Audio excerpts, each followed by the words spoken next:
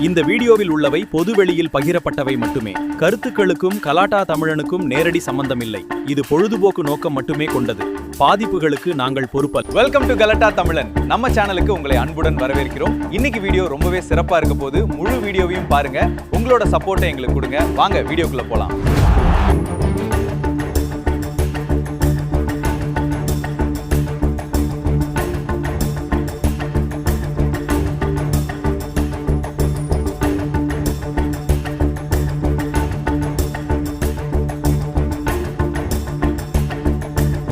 ஊழல் அங்க ஊழல் இல்லா தமிழ்நாட்டை உருவாக்குவோம் என உறுதியளிக்கிறோம்.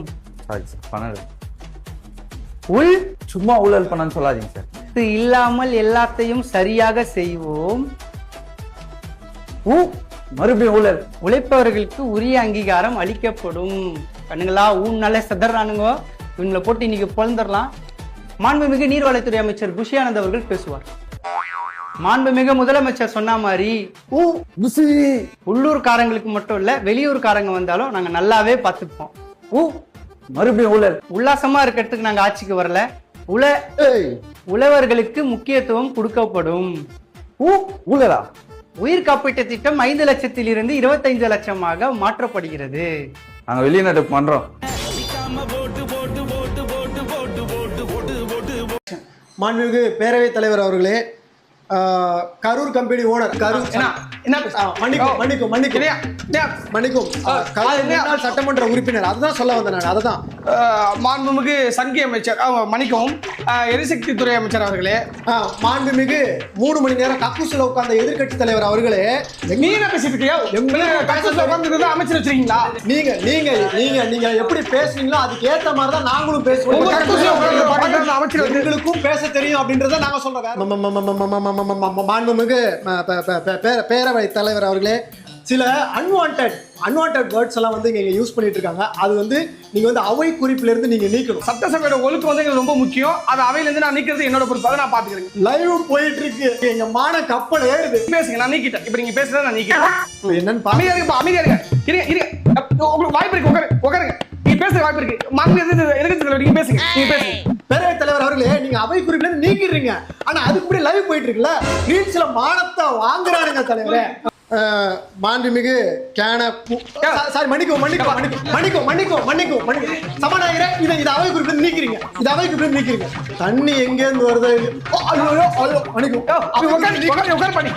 அவை குறிப்பில நீக்கிறீங்க. அவை குறிப்பில இதை நீக்கிறீங்க. இப்ப லைவ் போகுங்கிற, அப்புறம் அழுவுற, மக்களுக்கு தெரியுதுங்கிற, அப்புறம் நீயே வந்து அதெல்லாம் எடிட் பண்ணிட்டு தான் பேசணும். லைவ் போயிட்டு இருக்கு சபாநாயகரே.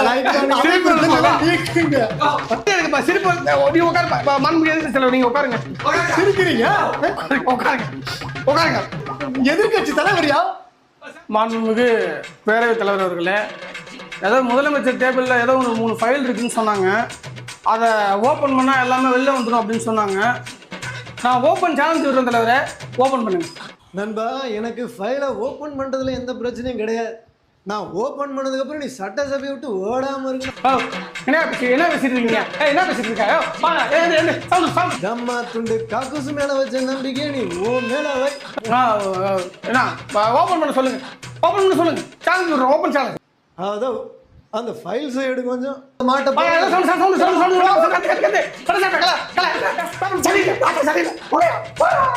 இவருக்கு இதே வேலை தானே கேட்கிறாரு, சவால் விடுறாரு, ஓபன் பண்ணா சட்டசபை விட்டு ஓடிடுறாரு.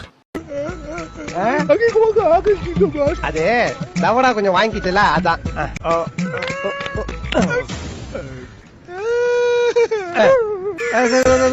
அழக்கூடாது. உனக்கு என்ன பிடிக்கும்? கோன் ஐஸ் பிடிக்குமா, குச் ஐஸ் பிடிக்குமா?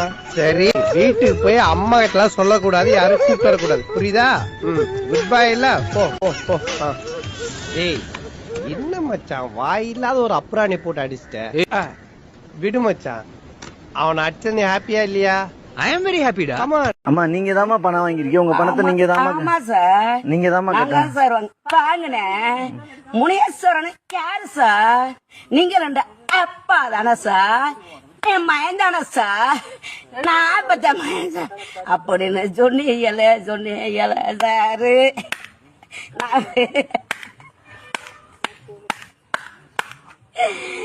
குளவச்சந்த கேக்குதோ சரி இப்ப பணம் என்னமாச்சு? நீங்க இப்படி பேசியிருந்தீங்கன்னா நான் என்ன பண்ணுவேன்? கேக்குது.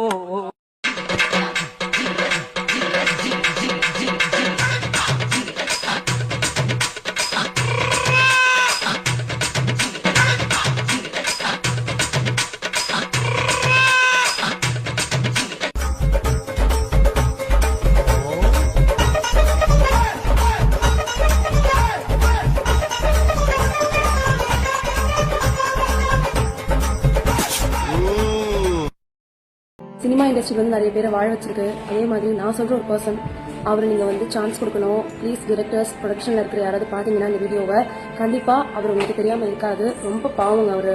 ரொம்ப வருஷமா ட்ரை பண்ணிட்டு இருக்காரு சினிமா இண்டஸ்ட்ரியில. யாருமே எதுவும் சான்ஸ் கொடுக்கலாம் எப்படி சொல்லுங்க? கண்டிப்பா நாளைக்கு அவர் ஏதாவது பள்ளத்துல விழுந்து ஏன்னா அவர் உயிரை மாய்ச்சிக்கிறதுக்கான வாய்ப்பு இருக்கு. ஏன்னா டெய்லி ஒருத்தர் மாதிரி வந்து அவர் ஆக்ட் பண்ணி அவருடைய திறமையை வந்து வெளிப்படுத்திட்டு இருக்காரு. ப்ளீஸ் இந்த வீடியோ பாத்துருவாங்க. எங்களுடைய தளபதி அவர்கள் புகழ்ச்சியே பிடிக்காது. புகழ்ந்தா சேர் அப்படியே திருப்பிக்குவாரு. அதை ஒன்னா வந்து நான் தான் அவங்க விட்டுட்டாங்க, நாங்க இட்டுக்கணும்.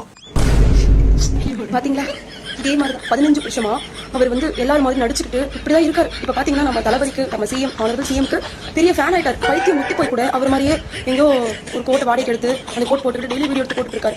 அந்த கோட்டுக்கு வாடகை கூட கொடுக்கலான்ட்டு போன வாரம் தான் போட்டு சாதிட்டு இருந்தாங்க. அதிகமாக பார்த்து பாவங்க அவரு. ப்ளீஸ் அதாவது ஒரு சான்ஸ் கொடுங்க அவருக்கு.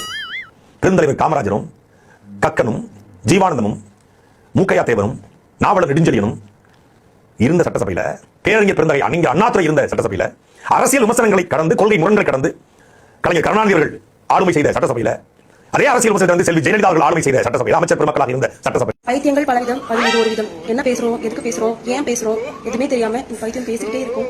ப்ளீஸ் யாருக்காச்சும் இவருக்கு ஹெல்ப் பண்ணுங்க. ரொம்ப வருஷமா அந்த மாதிரி தான் இருக்காரு. சுயநிலை இழந்து பல வருஷங்கள் ஆகுது. ஃபுல்லாவே வந்து திடீர்னு அரசியலை பத்தி பேசுறது, திடீர்னு வந்து யார் மாதிரி நடிச்சு காட்டிட்டு இருக்காரு. இந்த மாதிரி இருக்காரு. யாராவது இவருக்கு ஹெல்ப் பண்ணுங்க. திறநிதி மட்டும் கொடுக்காதீங்க.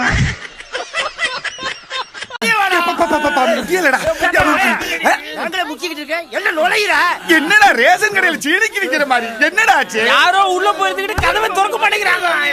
இருந்தா என்னடா இப்படி வந்து வாய் சேர்த்து ஒரே குத்துமா. நம்ம வெள்ளச்சாமி அண்ணன்டா அந்த கர்மத்தை கழிச்சு விடுறதுக்கு 1.5 மணி நேரம் என்ன? ராத்திரி எவன்டா ரயில்ல தூங்க விட்டாங்க? அதனால செத்த நேரம் அசன் தூங்கிட்டு அது உங்களுக்கு பொறுக்கலையா? இப்பொழுது எதிர்கட்சி தலைவரும் தன் துக்கத்தை, தன் துயரத்தை, தன் மனபாரத்தை இதயத்தில் மின்னலாய் பாய்ந்த இன்னலை உங்களிடம் இறக்கி வைப்பார்.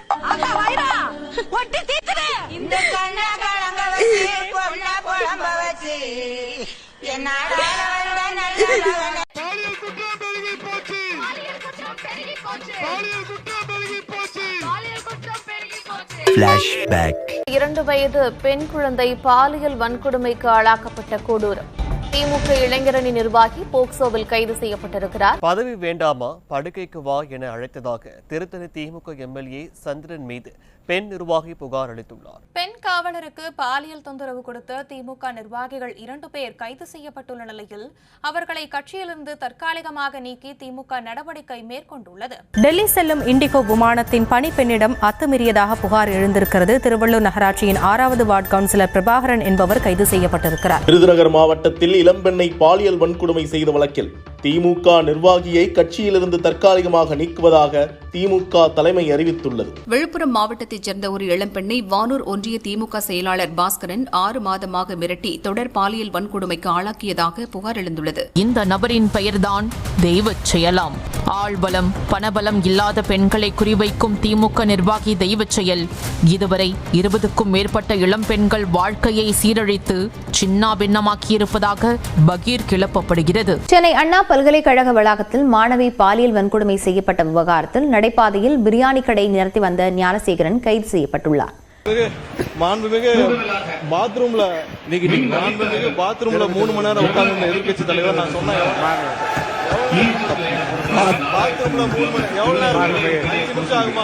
இன்னைக்கு மாண்புமிகு எதிர்கட்சி தலைவர் உதயநிதி ஸ்டாலின் அவர்கள் கொடுத்த ஒரு அடி இருக்கு இல்லையா, வசதி வாய்ப்புக்கு ஏற்ற மாதிரி கார் வாங்கி கொடுங்க என்பதுதான் எங்களுடைய சஜஷன். டாக்டர் கலைஞர் கருணாநிதி அவர்களால் 300க்கும் அதிகமான யூனியன் சேர்மன்களுக்கு அரசு சார்பில் வாகனம் வழங்கப்பட்டுச்சு. இது ஒன்றும் புதுசு இல்லை. அப்பெல்லாம் நிதி நிலைமை அப்பவும் இப்படிதான் இருந்தது. அப்பெல்லாம் கேள்வி கேட்காம இப்போ ஒரு சட்டமன்ற உறுப்பினர்கள் கிடைக்கிறது கேள்வி கேட்கறது சரியானதா பண்ணலாம். மாண்புமிகு எதிர்க்கட்சி தலைவர்கிட்ட 2-3 வீடு இருக்கு. ஆனா அரசு பங்களால இருக்கிறாருல்ல, உடனே நம்ம கேட்க முடியுமா? மாண்புமிகு எதிர்க்கட்சி தலைவருக்கு 2-3 பங்களா இருக்கு, அதனால அரசு துறை பங்களா வந்து கொடுக்க மாட்டோம்னு சொல்ல முடியுமா? சங்கி அமைச்சர் மன்னிக்கணும், மாண்புமிகு எரிசக்தி துறை அமைச்சர் அவர்கள் பேசணும். இல்ல மாண்புமிகு பாத்ரூம்ல 3 மணி நேரம் உட்கார்ந்து எதிர்க்கட்சி தலைவர் நான் சொன்னேன். இன்னைக்கு மாண்புமிகு எதிர்க்கட்சி தலைவர் உதயநிதி ஸ்டாலின் அவர்கள் கொடுத்த ஒரு அடி இருக்கு இல்லையா,